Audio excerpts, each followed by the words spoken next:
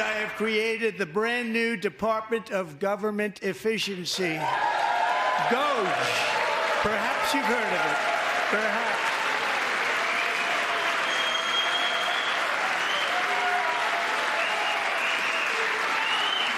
Which is headed by Elon Musk, who is in the gallery tonight.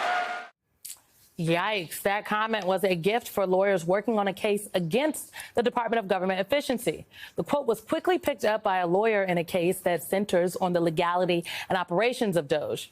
During his address to Congress Tuesday night, Trump also said that the days of unelected bureaucrats are over, referencing his mass purge of federal employees while an unelected bureaucrat, Elon Musk, looked on in attendance. Y'all know these so-called unelected bureaucrats, they are real people all across the country whose work impacts millions of Americans, the people who deliver your mail, TSA workers, VA nurses, researchers, and people who ensure food safety and provide emergency care. And Democratic lawmakers actually brought guests with them yesterday to make that very point. But someone else who had some guests was Jacob Soboroff, NBC News political and national correspondent. You watched the joint address with some fired federal workers yesterday. Lovely people. Lovely people. Let's play what they had to say after sitting through a very long joint address to Congress. Does anybody feel like they understand better why they were fired after watching the speech tonight? Nobody. It's a major slap in the face to be told that we're not being productive members of this society when all we want to do is serve the American public. I think the demonization of immigrants in the speech today was as disappointing as it was frightening.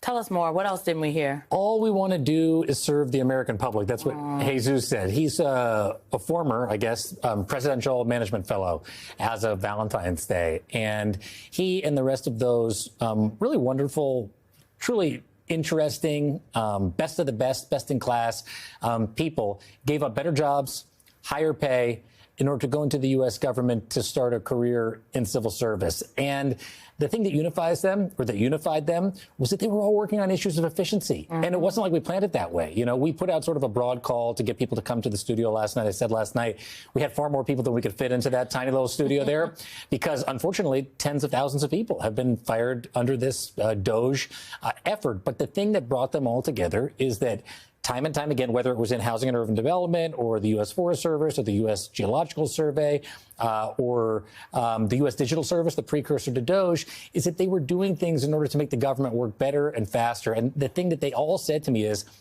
it doesn't feel like they even know who they're firing when they lay people like us off. I was struck by the young woman who used to work for the Digital Service. Yeah. She said she thought DOGE was a good idea. Magella, yeah, exactly. She thought it was a good idea until she saw what they were doing, and she's like, wait, hold on now. One of the projects that she was working on, it was of particular interest to me, is to end the immigration system backlog. So it can take 1, 2, 3, 4 years for people to go through the immigration system. That may be a generous estimate. They were trying to expedite that system by using digital technology.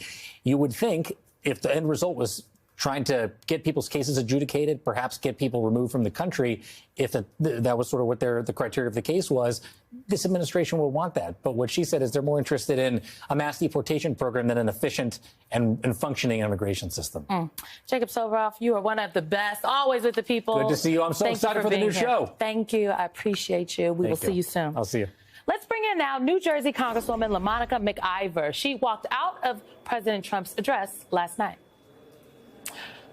Congresswoman, you are one of the individuals, and I do think we have some of the photos, if you will, and we'll put them up, of you and other lawmakers whom, after listening to the president for some time, decided to walk out of his address.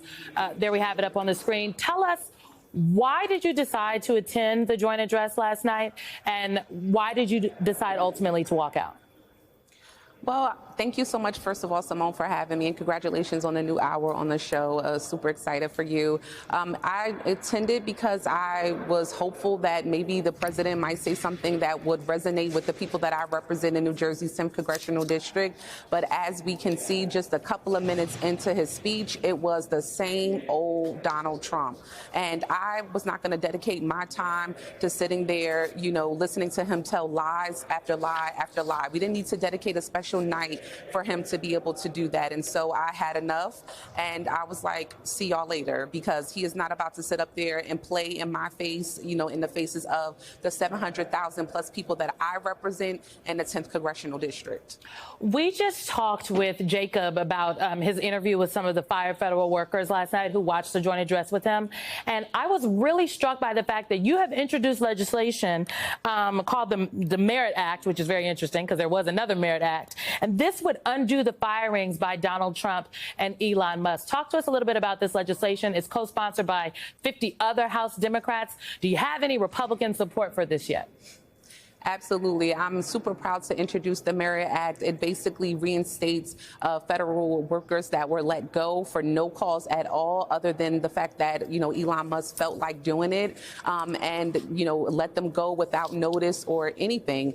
So it would reinstate them, and it will give them back pay as well. We are actually up to 70 plus co-sponsors on the bill now, and we actually have support from 7 unions supporting this bill as well. We have extended the reach to Republican colleagues to get on this bill as well. These workers just don't, you know, reside in Democratic districts. They're in Republican districts as well. And we would hope that they would sign on and actually give a crap about the people that they represent in these employees. It is just unjust. It's wrong. And we should not do business like this. This is not a way to do business, to talk about efficiency, because this is not efficient when these departments have been gutted, and many there are a lot of safety concerns right now in many of these departments across the federal government. And so definitely I am hopeful that the Merit Act will pass, and we're going to do whatever we can. We're going to continue to reach out to Republican colleagues and ask them to please sign on. This is good for the American people who are federal workers who lost their jobs.